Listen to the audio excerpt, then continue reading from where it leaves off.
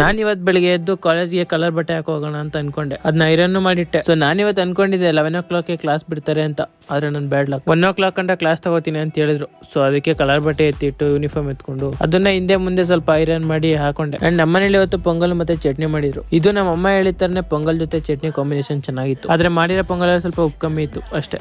ನನ್ ತಂಗಿ school time ಆರಾಮಾಗಿ ನಿದ್ದೆ ಮಾಡ್ತಾರದ್ ನೋಡಿ ನನ್ಗನ್ಸಿದ್ ಒಂದೇ. ನಾನು ಸ್ಕೂಲ್ಗೆ ಹೋಗ್ಬೇಕಾದ್ರೆ ಎದ್ದೊಳ್ತಿದ್ವಿ 9 ಗಂಟೆ. ಅದನ್ನ ಇವಾಗ ನೆನ್ಸ್ಕೊಂಡ್ ಸ್ವಲ್ಪ ಫೀಲ್ ಆಗ್ತಿದೆ. ಮತ್ತೆ ಒನ್ ಟೈಮ್ ಯಾವಾಗ್ಲೂ ಒಂದೇ ತರ ಇರಲ್ಲ ಅನ್ನೋದು ನಿಜ. ನಾವು ಟೈಮ್ ಜೊತೆ ಚೇಂಜ್ ಆಗ್ತಿದ್ರೆ ಲೈಫ್ ನಮ್ ಜೊತೆ ಚೇಂಜ್ ಆಗ್ತದೆ. ಅದು ಸ್ಕೂಲಿಂದ ಕಾಲೇಜು, ಕಾಲೇಜಿಂದ ಕೆಲಸ, ಕಮಿಟ್ಮೆಂಟ್ಸ್ ಎಲ್ಲ ಮುಗಿಸಿ ನಾವು ಸೆಟ್ಲ್ ಆಗೋಷ್ಟರಲ್ಲಿ ನಮ್ಗೆ ವಯಸ್ಸಾಗ್ಬಿಟ್ಟಿರುತ್ತೆ. ಈ ಗ್ಯಾಪ್ ಅಲ್ಲಿ ಮಧ್ಯ ಬರೋದು ಬೇಕಾ? ಮತ್ತೆ ಇನ್ನೊಂದು ವಿಷಯ, ಅಂಡ್ ನಾನು ಇವಾಗ ಸದ್ಯಕ್ಕೆ ಜೂನಿಯರ್ ಇಂಜಿನಿಯರಿಂಗ್ ಅಂದ್ರೆ ಡಿಪ್ಲೊಮಾ. ಅಂಡ್ ನಾನು ಡಿಪ್ಲೊಮಾ ಮುಗಿಸಿ ಇಂಜಿನಿಯರಿಂಗ್ ಜಾಯ್ನ್ ಆಗ್ಬೇಕು ಅಂತಿದ್ದೀನಿ. ಅದು DCT ಎಕ್ಸಾಮ್ ಬರ್ದು ಅದರಲ್ಲಿ ರ್ಯಾಂಕಿಂಗ್ ಬಂದು ಕಾಲೇಜಲ್ಲಿ ಪ್ಲೇಸ್ಮೆಂಟ್ ಸಿಕ್ಕಿದ್ರೆ ಒಳ್ಳೇದು. ಹಾಗೆ ಇದರಲ್ಲಿ ನೀವು ನನ್ಗೊಂದು ಹೆಲ್ಪ್ ಮಾಡ್ಬೇಕು. ಸೊ ನೀವೇನಾದ್ರೂ DCT ಎಕ್ಸಾಮ್ ಬರೆಯೋ ಪ್ಲಾನ್ ಅಲ್ಲಿ ಇದ್ದು ಮತ್ತೆ ಬರ್ದಿ ಮುಗಿಸಿದ್ರು, ನೀವು ಅದಕ್ಕೆ ಅಂತ ಇಟ್ಟಿರೋ ಕೇ ಪಾಯಿಂಟ್ಸ್ ಎಲ್ಲ ಬುಕ್ ನಂಗೆ DM ಮಾಡಿ, ನಂಗೆ ಹೆಲ್ಪ್ ಆಗುತ್ತೆ. ಹಾಗೆ ಇವತ್ತು ನಮ್ಮ